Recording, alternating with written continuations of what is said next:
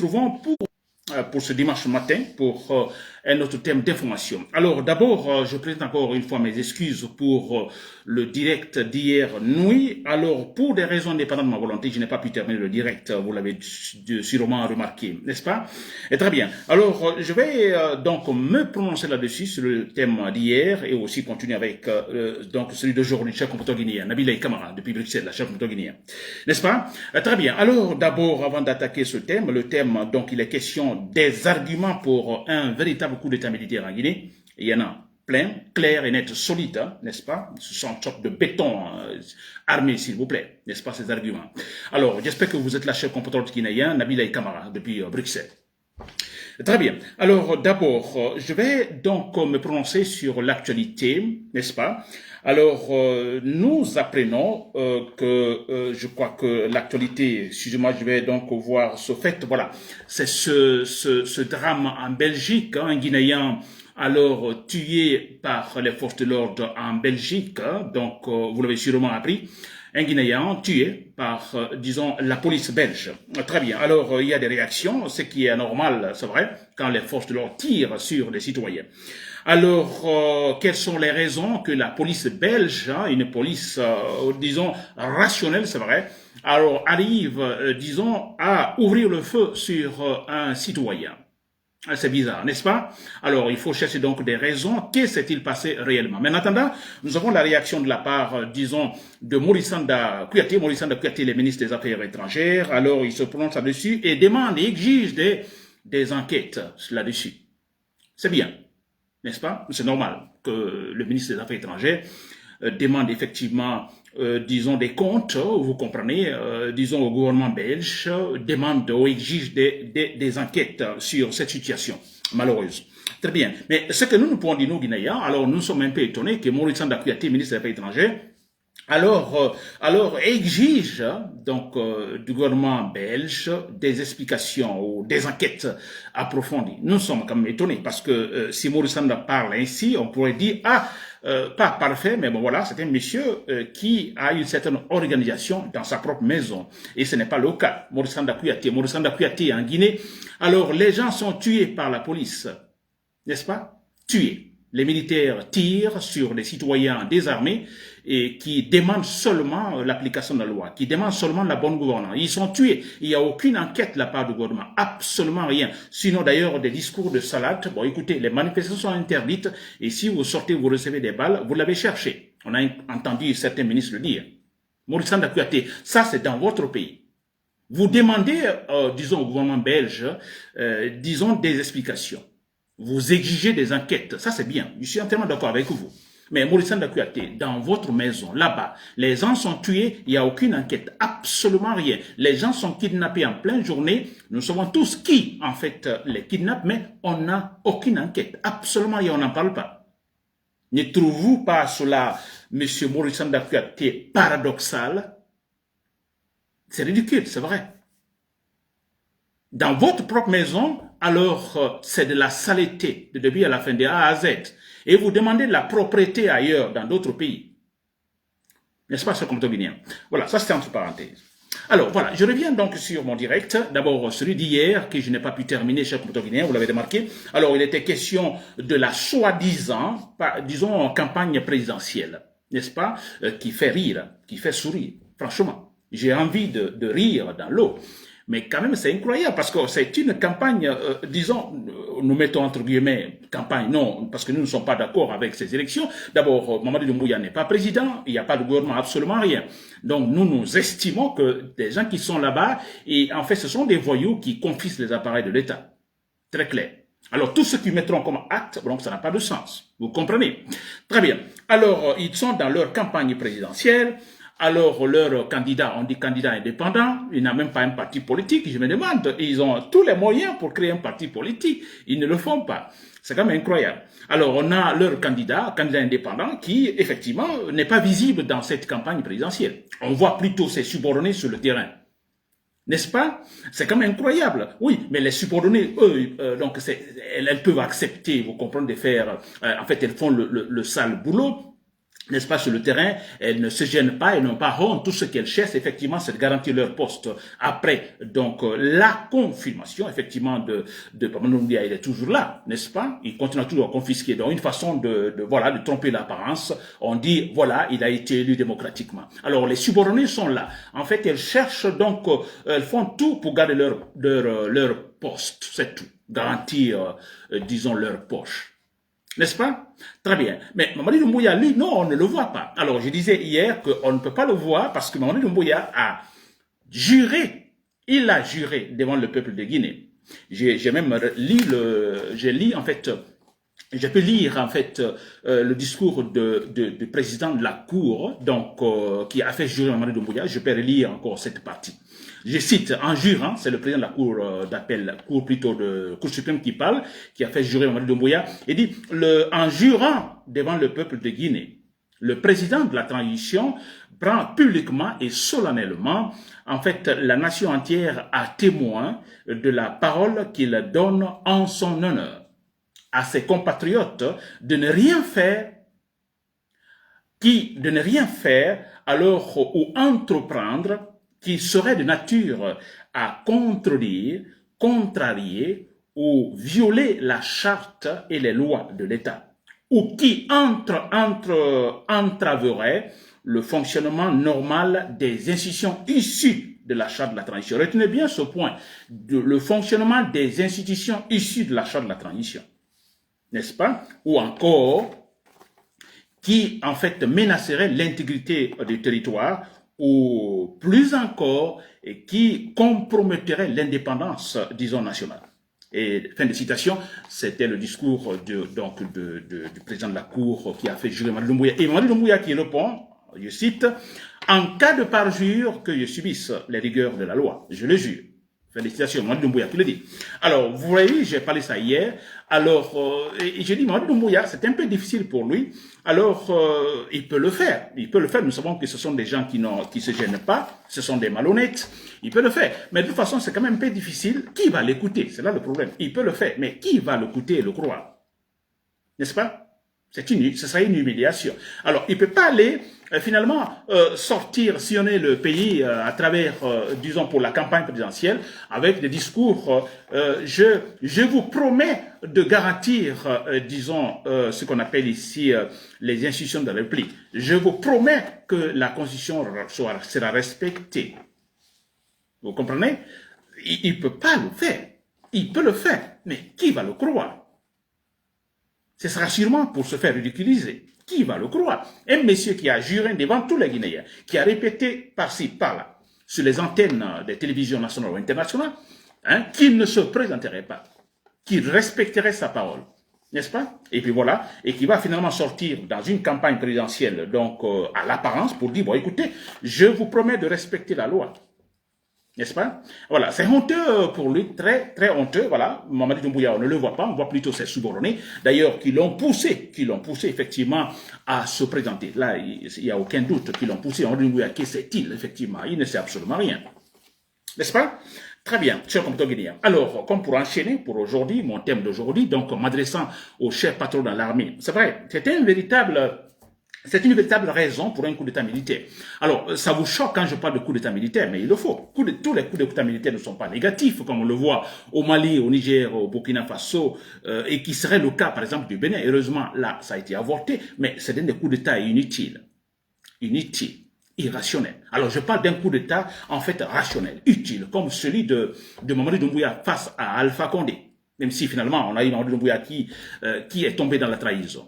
Maintenant, il faut, ça c'est logique, un autre coup d'État militaire en Guinée, je vous dis, explicable, donc rationnel. N'est-ce pas? Raisonnable. Parce que Mamadi Doumbouya, s'il vous plaît, il est avec ce point-là seulement, il est dans le cadre du parjure. Il y a le parjure de la part de Mamadi Doumbouya et c'est gravissime. On a vu un ancien ministre de la Justice, Charles Wright, tentant de défendre Mamadi Doumbouya en disant, bon écoutez, le parjure, il dit que nous sommes dans une nouvelle situation, une constitution, alors il n'y a pas parjure. Le parjure, il dit c'est face, le parjure est relatif à la charte de la transition. Mais s'il vous plaît, je disais tout à l'heure dans le discours du président de la Cour suprême qui a fait jurer Mamadi Doumbouya, N'est-ce pas? Il y a une partie où il dit très clairement, n'est-ce pas? Mamadi Doumbouya doit respecter sa parole. S'il ne le fait pas, alors on dit, cela entraverait le fonctionnement normal des institutions issues de la charte de la transition. S'il vous plaît, le fonctionnement normal des institutions issues de la charte de la transition. Donc on me dira que la Constitution n'est pas une institution. D'accord, ce n'est pas une institution, mais la Constitution, c'est l'ensemble des règles fondamentales, n'est-ce pas, qui organisent les institutions. Donc on a les institutions qui sont issues de la charte de la transition. Nous prenons le Conseil national de la transition qui est une institution, et le Conseil national de la transition, ce sont eux, les membres qui sont là, qui ont élaboré la Constitution. Alors, le Conseil national de la transition est issu de la charte de la transition et leur travail, donc le travail émis par ces gens, comment peut-on en fait qualifier son origine? Le Conseil national de la transition issu de la charte de la transition, le Conseil national de la transition élabore une constitution est l'ensemble des règles fondamentales qui organisent les institutions. D'où vient alors la constitution? D'où peut-on rattacher la Constitution? De la charte de la transition. Elle vient de la transition, s'il vous plaît. Charles Wright. Vous le savez, Charles Wright, vous savez la vérité, mais bon voilà, vous cherchez tout simplement à rejoindre Mamadi Doumbouya. Vous cherchez votre poste de ministre. Vous n'allez pas dire la vérité. La vérité, la Constitution est issue effectivement de la charte de la transition. Mamadi Doumbouya qui ne respecte pas sa parole, donc cela entraverait non seulement le fonctionnement des institutions issues de la transition, mais effectivement, donc poserait un grave problème concernant le respect de la Constitution. N'est-ce pas? Donc Mamadi Doumbouya, ici, est dans le cadre de ce qu'on appelle le parjure. N'est-ce pas? Il doit subir les rigueurs de la loi, comme lui-même il a dit, en jurant. En cas de parjure, que je subisse les rigueurs de la loi. Mamadi Doumbouya doit subir les rigueurs de la loi, cher patron de l'armée, chers soldats, vous qui m'écoutez. Mamadi Doumbouya le sait, son entourage le sait, qu'il est dans le parjure, que c'est grave. C'est pourquoi Mamadi Doumbouya, on lui dit non, vous restez à la présidence, ne sortez pas. Il est dans le parjure, et c'est très grave, cher combattant guinéen. Et on a vu les conséquences d'une telle action, ne pas respecter sa parole. Le président de la Cour suprême, il a très bien dit. Cela, donc, entraverait beaucoup de choses. Le fonctionnement, même l'intégrité du territoire. N'est-ce pas, chers soldats, patrons, vous qui m'écoutez? Faut-il laisser Mamadi Doumbouya? Après ce qu'il a fait? On ne peut pas, c'est pas possible. On est dans le cadre de l'État, on ne peut pas le pardonner. Et surtout, c'est un monsieur qui a écarté Alpha Condé en l'accusant, effectivement, d'entraver, effectivement, le fonctionnement normal des institutions de la République en Guinée. Il l'a dit comme élément, en fait, basique de son, disons, comme raison fondamentale de son coup d'État face à Alpha Condé. Nous avons applaudi. Parce que, voilà, c'était bien, en fait, argumenté, donc, cette manière d'écarter Alpha Condé. Et que si lui-même il tombe dans le parjure, qu'il faut-il faire? Il faut le pardonner. Nous ne pouvons pas le pardonner, s'il vous plaît. Il n'y a pas de pardon. Il doit être pris et jugé. Alors, pris et jugé, vous savez, ce ne sera pas facile. Le monsieur compte sur les armes. Et c'est pourquoi, donc, moi, je trouve ça comme un argument clair, solide, en béton pour un coup d'état militaire. Il doit tomber. Chers soldats patrons, vous qui m'écoutez, que ce soit donc l'armée régulière ou l'armée irrégulière, je parle des forces spéciales, il doit tomber. Soyez des héros, s'il vous plaît. On ne peut pas accepter un tel groupe à la tête de la Guinée qui est passé par cette manière, en violant des valeurs sérieuses. C'est pas possible, s'il vous plaît. C'est ridicule pour la Guinée, franchement. À l'intérieur comme à l'extérieur. À l'extérieur, on dira, ah, mais ce monsieur, pourtant, il avait dit qu'il ne se présenterait pas, ni lui, ni aucun membre de son gouvernement. Ah, ce monsieur, pourtant, il avait juré. N'est-ce pas? Sur le Coran et la Bible. Hein? Il a été devant le président de la Cour, n'est-ce pas? En jurant de respecter scrupuleusement la charte de la loi. Ah, mais il est là, il est président, ah, il est candidat, mais c'est quel pays en fait? C'est un pays sans valeur. Mais je vous assure, ce qu'on dira, on n'a pas de valeur. Les valeurs, c'est important. Et l'autre fois que le ministre disait qu'il préfère seulement la stabilité en Guinée, la démocratie, c'est autre chose, l'essentiel qui est la stabilité. Il a donné l'exemple sur la Chine. Et je disais, mais écoutez, la Chine, s'il vous plaît, ne vous comparez pas à la Chine. La Chine, à part cette affaire de politique, n'est-ce pas? Politique sociale, politique économique, etc., etc., la Chine, déjà, a une base, a des valeurs traditionnelles confortables, très solides, n'est-ce pas? Résultant des pensées de Confucius, le philosophe chinois. Ces valeurs seulement à elles seules, stabilisent le pays. Ces valeurs seulement, sans se référer aux lois de la constitution chinoise. En Guinée, avons-nous des valeurs, s'il vous plaît? Nous n'en avons pas. Avons-nous des valeurs? Nous n'en avons pas. Avons-nous des garants, des gens, des personnalités capables, effectivement, de défendre certaines valeurs? Peu qu'on pourrait avoir. Il n'y en a pas. On avait des imams, hein, des prêtres qui, actuellement, ferment la bouche, incapables de défendre des valeurs, de défendre la vérité, pas se mêler de la politique, mais de dire, bon, écoutez, quand vous êtes une autorité, vous respectez votre parole. Cela va dans le cadre de la stabilisation du pays. Il n'y en a pas. Il n'y a personne. Tout le monde alors là se tait. Parce qu'on reçoit des voitures, on reçoit des maisons. Bon voilà, les bouches sont fermées. Cher patron de l'armée, pour terminer, s'il vous plaît. Ça peut prendre du temps. Hein? Ça peut prendre du temps. Ça peut être ce soir, demain, après-demain, 5 ans, 10 ans. Moni Doumbouya, il doit tomber. Sinon, c'est une honte pour nous. On n'ira nulle part. Et regardez ce qui se passe avec l'affaire de Simandou. C'est un gaspillage. C'est une liquidation, s'il vous plaît. Une pierre précieuse pour la Guinée qui est liquidée totalement. Parce que tout simplement, ils n'ont pas d'autre argumentation. Ils se jettent dans ce projet pour dire, bon, écoutez, Mamadi Doumbouya, il doit rester, on a confiance en lui, parce que regardez, lui seul, lui le premier à attaquer Simandou, à exploiter Simandou. Mais c'est quoi cela? Liquider Simandou. Pour dire après, ah non, il a entrepris un travail, il a entrepris un projet, laissons-le terminer. C'est cela. Pourquoi voulez-vous maintenant qu'il quitte déjà qu'il a entamé un projet? S'il vous plaît, Alpha Condé a parlé plusieurs fois de cela. Hein? Son entourage avait beaucoup parlé de cela. Laissez terminer son travail. Il a commencé un travail, laissons-le terminer. Donc, au détriment du respect des éléments donc, de la Constitution. Et maintenant, on le dit, donc au détriment des valeurs, je dirais, des valeurs de la République, parce que Mamadi Doumbouya a juré, donc au détriment de tout ça, on dit, bon écoutez, il a commencé un projet, alors pour cela, s'il vous plaît, acceptons-le, oublions le respect des lois, oublions cette affaire de Bargy, voilà, il a fait quelque chose qui est, mais qu'est-ce qu'il a entrepris là? Sinon pour dilapider, liquider, il a liquidé cela aux étrangers. On va perdre, on apprend qu'on perd même des emplois. On n'aura pas des emplois. Mais c'est vrai, tout ce qui est entrepris dans la précipitation, écoutez, ne peut pas aboutir. On n'aura pas des résultats escomptés. C'est dans la précipitation. N'est-ce pas? C'est dans l'émotion, vous voyez, politique. Il n'y a eu aucune réflexion approfondie au départ. Et ça n'aboutit pas, ça s'attend une déception. C'est une perte. C'est pourquoi, chers patriotes guinéens, chers soldats patriotes, Simandou, ce n'est pas encore les loin, n'est-ce pas? On veut bien faire. Alors, il n'est pas encore tard. Faites tomber Mamadi Doumbouya, n'est-ce pas? Allons-y pas à pas. D'abord, il faut des valeurs dans le pays. Il faut le respect des engagements. Il faut une véritable refondation. Un bon fonctionnement des institutions de la République, une armée républicaine, s'il vous plaît. Donc, une fois les institutions sont responsabilisées, cette affaire de gouvernance est réglée, on pourrait finalement se jeter dans le cadre de l'exploitation des projets en Guinée. Simandou, ce n'est pas maintenant, s'il vous plaît. Ce qui se passe maintenant, c'est quoi?